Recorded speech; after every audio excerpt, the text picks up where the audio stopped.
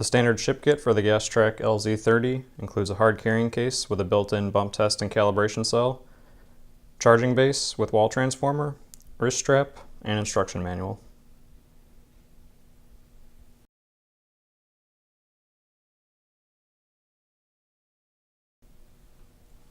To power the instrument on, press and hold the on menu button until the screen illuminates.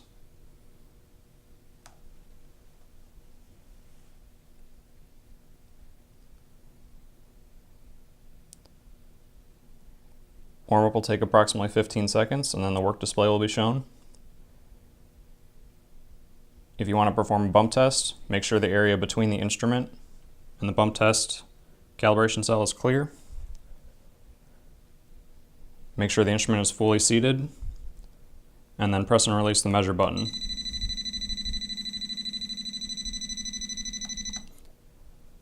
Let the measurement run for a few seconds and then observe the reading on the screen.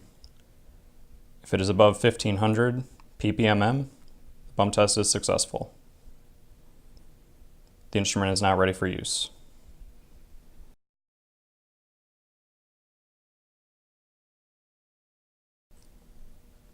To perform a calibration, leave the instrument fully seated in the carrying case. Power the instrument on by pressing and holding the on menu button until the screen illuminates.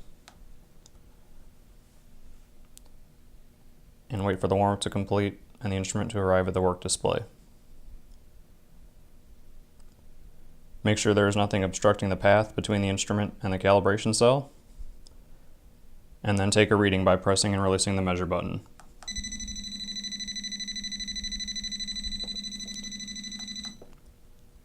Let the measurement run for a few seconds and shut it off by pressing and releasing the measure button again.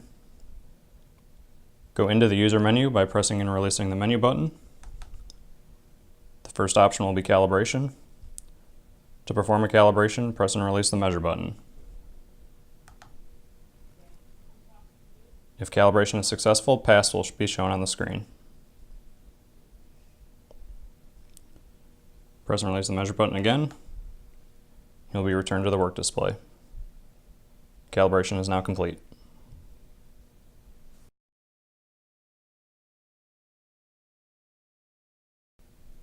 During use, the work display will show the current distance measurement in the upper left, displayed either in meters or feet, depending on a factory setting, a signal strength indicator and battery fuel gauge in the upper right, the current methane reading displayed in the center of the screen, and the max methane reading for the current session displayed in the lower left, and the scale the instrument is currently displaying in the lower right, either in parts per million meter, percent LEL meter, or percent volume meter. To begin a measurement, press and release the measure button. An audible beep will be heard, alerting us that the measurement is started, and the lasers will be emitted from the front of the instrument.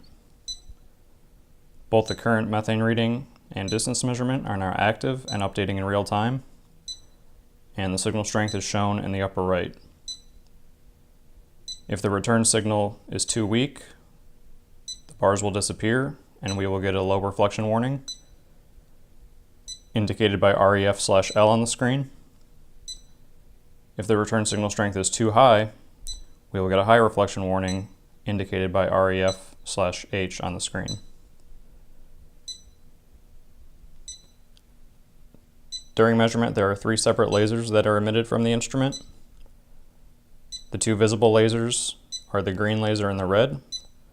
The green is our spotter laser, showing where we are currently targeting, and the red laser is our distance measurement.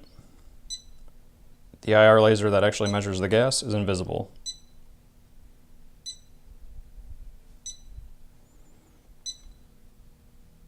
When your investigation is complete, stop the measurement by pressing and releasing the measure button. To power the instrument off, press and hold the off back button until the display goes completely dark.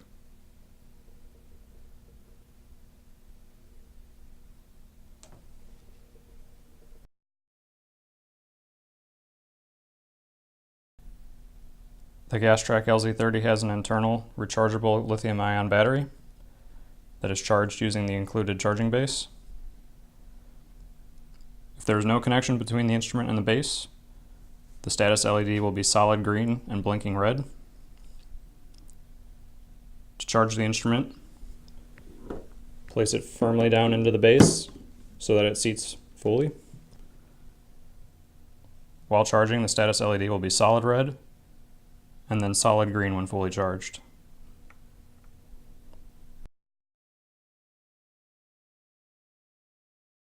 When conducting an investigation, sweep back and forth along your target using an S or a Z pattern at a reasonable pace.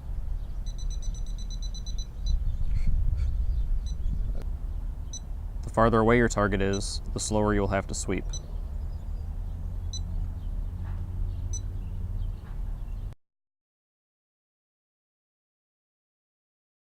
The GAS-TRAC LZ-30 can detect through many types of standard window glass. This allows the user to investigate the inside of a building when they might not otherwise have access. When conducting an investigation through a window, it is important to maintain an angle of attack that is less than 90 degrees, and ideally between 45 degrees and 75 degrees between the user and the window. Additionally, you can use the distance measurement on screen to help determine if the laser is actually penetrating through the window. For example, if the distance measurement to a wall next to the window reads 15 meters, and when pointed at the window reads 20 meters, you can be reasonably sure that you are detecting through the window.